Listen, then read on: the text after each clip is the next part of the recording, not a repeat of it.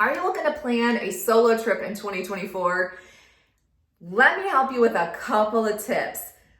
I have a 40-foot fifth wheel that I have certainly pulled across most of the Midwest for business and fun and travel and all kinds of things. And I've done this solo trips many, many times. And so I want to talk today about a couple of things that you should be thinking about when it comes to solo traveling, especially as a female.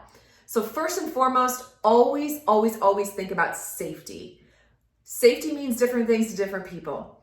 It can mean Second Amendment safety. It can mean a knife. It can mean all kinds of things. But I always think about safety. How are you going to be safe by yourself on the road? Don't just think about, when you're in the campground or what have you. Think about if you're going to be traveling in the middle of the night, what happens at 2 a.m. and you've got an issue and you got to pull over?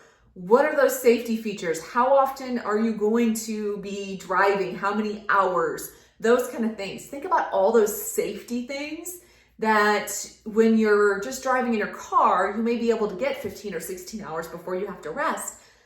Pulling an RV, kind of different. You might only need to go 5 or 6 hours before you take a break. And you may not want to travel at night or what have you, but really think about those safety things that could happen, not only personally, but while you're driving that, you just kind of need to be prepared for.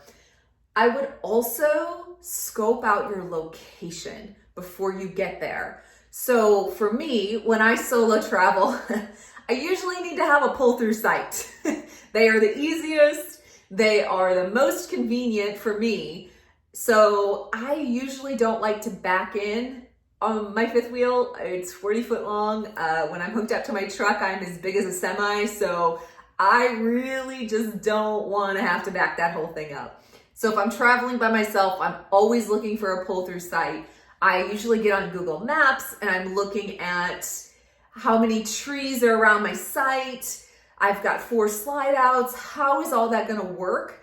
And then I also want to look at the site and see where the water hookup is and all that kind of stuff if I can on Google Maps, because I want to see how easy it's going to be for me to hook all this stuff up. When I'm traveling with my husband and we're camping together, we each have our roles, we each have a job. But when it comes to traveling by myself, those are all things that I have to think about now that usually he kind of takes care of. So I try to get on Google Maps and look at the sites if I can and understand exactly where I'm going to be pulling into. I also look at multiple routes. So one of the scariest things that was a hesitation for me with pulling my RV by myself was getting into a very sticky situation and not knowing exactly how to get myself out of it. I knew how to pull the RV. I can back it up if I have to. And I know how to turn, and I know turning radiuses and all that when you've got 40 foot behind you. But what I was really nervous about is what happens when you get into a very sticky situation and you have to maneuver. And let me give you a prime example. I was traveling on the highway in the right lane. We were doing about 35 miles an hour.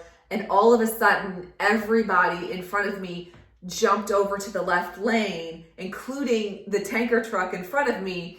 And as soon as he did, I was not able to get over, but there was an accident right there in the right lane.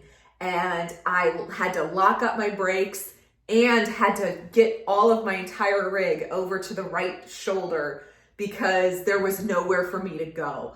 So that was really what I was hesitant about when I started to solo travel. And you don't necessarily know what you'll do until you're in that moment, but those are things you should be thinking about. What happens if I have nowhere to go and I have to lock up my brakes and I can't stop? Can you get over here? How do you maneuver 40 foot of stuff down the shoulder around an accident and back into traffic? Those are all kind of things that you should think through when you start solo traveling. You can get into the more of the specifics, kind of what I'll call the interior of your RV, what food you're going to bring, how you're gonna prep food, all those fun things that, we all think about. But for me, it all comes down to safety. If I'm going 6 or 7 hours away, how am I gonna get there safely? Do I really wanna pull my RV through a toll booth? No, because if you're like me and you have 2 axles on your trailer and you have multiple axles on your truck, that can get pretty expensive. So what are my alternate routes? If there's construction or if there's a detour, how can I maneuver around that? There's all kinds of apps out there for best gas prices, getting around traffic, all that kind of stuff. But just knowing safely how I'm going to maneuver in and out of the campground is the most important thing to me when I am solo traveling. So if you're planning a solo trip in 2024, definitely be thinking about safety, not just personally, but also with your rig and your tow vehicle, animals if you have them, and how you are going to get around the country and really enjoy the outdoors very, very safely.